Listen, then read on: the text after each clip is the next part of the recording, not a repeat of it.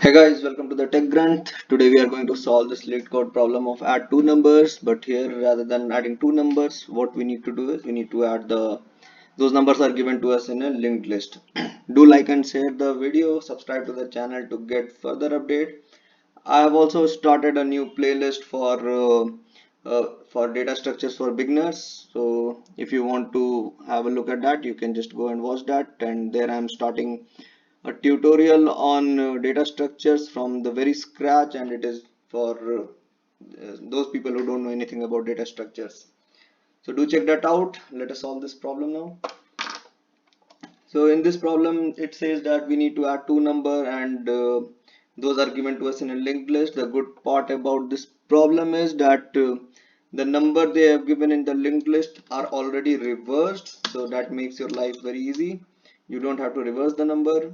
So if I see these two numbers, so basically this is equals to 342 and this is equals to 465. And if they would not have given you a reversed linked list here, then this would have looked something like this, and you would have to reverse the list first and then do the addition, but here you don't have to do all those things.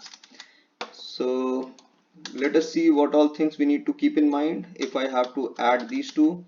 So I will start with the first digit, that is 5 plus 2 7, then 6 plus 4 10. Now 10 greater than 9, so I will have to take a carry, and I will have 4 plus 3 7, so the answer will be 8 here, because 7 plus 1 carry, that is 8. So this is one thing that we need to keep in mind. We have to take into account the carry that is going forward. Next is these two may not be of same size. These two linked list can be like this, so in that case we will have 5 plus 2 6 plus 4 and then 3 plus 1, so this will be 4. And the third case that we need to see is those two linked lists that we have been given. It can look something like this, and the final output that we get will be a linked list whose length is more than the given two linked lists. So it will be like 5 plus 2 6 plus 4, and then one carry is remaining, so that will go as the last part. So these are the three things that we need to keep in mind, and without further wasting time, let us try to code this and see how it goes.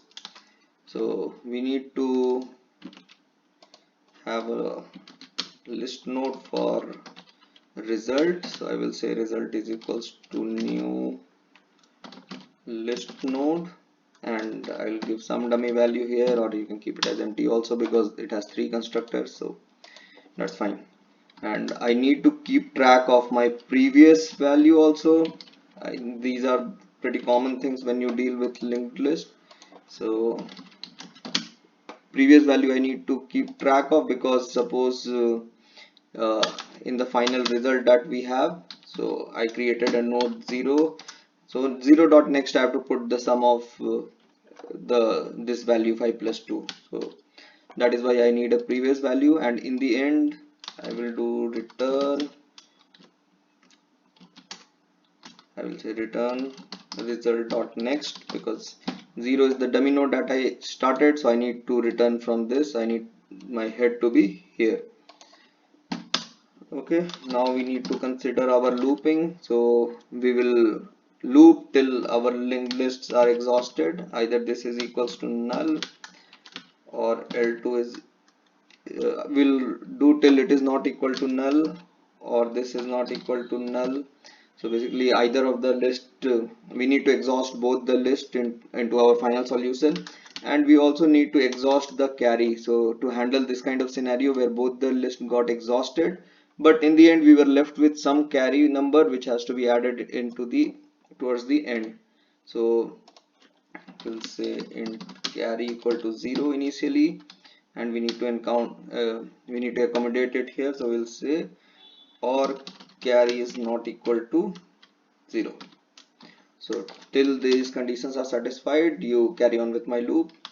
Then I will calculate my sum. So for my sum I will say if L1 is not equal to null, if L1 is not equal if L1 is not equal to null, so in that particular case you take the value of L1. Otherwise if L1 is null, so we'll take it a value of 0. Same thing goes for L2. So if L2 is not equal to null, if this is not equal to null, then we will take L2 dot value, otherwise we will take 0, and we will take the carry value. So first case when we had this 2 and 5, so it will be 5 plus 2 7. So since L1 is not null, I will take 2 from here. L2 is not null, I will take 5 from here. Carry is 0, so 5 plus 2 plus 0, which is 7. So I have my sum ready. Now we can, when we go next, we will have 6 plus 4, so that is 10. So I need to accommodate the carry factor also, so the sum can go beyond 10. So let us create a temp node first. So this list node equal to list node of nothing basically. So since it has 3 constructors, so I can just use, I could have used the same here also, but that's okay now. And I will say temp dot value. So what will be the temp dot value? It will be sum, and I will take modulus of 10, because if it is greater than 10, I need to take the remainder. If it is less than 10, then this also will give the remainder. So that is how it will work, and I need to get the carry for my next summation, basically for the next node. So the carry will be sum divided by 10. So I have my value, I have my carry, and I need to add my temp node into my result. So I will say previous dot next. So this condition, so previous dot next is equals to the temp node, and uh, my previous will become temp.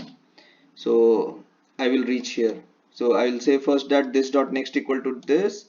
So my previous was here first, and when this node got added, so I will move my previous from 0 to 7. So my previous will reach here now. So I will say previous equal to temp. These two things are done, and now we need to exhaust L1 and L2. So for L1, I will say L1 is equals to if L1 uh, if L1 dot next is not equal to, if L1 dot next is not equal to null, or we can say, since we are considering here L1 only, so if L1 is not equal to null, so in this case we will take L1 dot next, otherwise we will take 0, or we will say L1 not 0 because it is a list. So this is how L1 will increase. So if L1 is, if the next node is present, then in that case you take the node, otherwise keep it null. And same thing goes for L2. So for L2 we will say L2 is not equal to null. So in that case you take L2 dot next, otherwise you take L2. Okay, so we are pretty much ready with our solution. So let us submit this.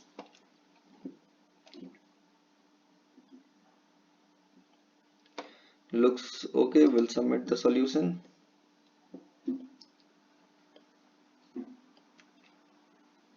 And it is accepted. So this approach was same like what we did for all the previous examples or previous solutions that we solved here on the TechGranth. We just broke down the solution into smaller sub problems and solved each of them. So in this case, the smaller problem was to get the previous node, how you will get the sum, how you will carry forward the number, and how you will increment the basically increment the list or iterate through the list. So that is it for this video. See you in the next video. Take care. Bye.